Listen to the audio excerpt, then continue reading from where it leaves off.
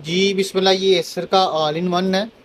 Acer aspire series है, इसका model number है एसर अस्पायर Z1623। इसको प्रॉब्लम ये आ रही है कि ये चार्जर इसका प्लग इन किया हुआ है हमने, ठीक है, ये चार्जर प्लग इन किया है।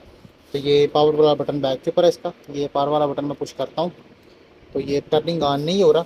लोड ले रहा है वैसे ये नॉर्मल सा, लेकिन स्क्रीन के ऊपर किसी किस्म की कोई ब्लिंकिंग की लाइट या डिस्प्ले किसी किस्म का कोई जो है ना वो शो नहीं कर रहा। इसी प्रॉब्लम में ये ऑल इन वन हमें रिपेयरिंग के लिए आया है। तो चलें चेक कर लेते हैं इसको क्या प्रॉब्लम है। उसके लिए इसको हमें ओपन करना पड़ेगा। तो बिस्मिल्लाह स्टार्ट करते हैं इसको ओपन करके। तो वेरीफाई करते हैं कि प्रॉब्लम क्या है इसमें, तो कौन से एरिया में प्रॉब्लम आ रही है। तो चलें स्टार्ट कर लेते हैं इसको।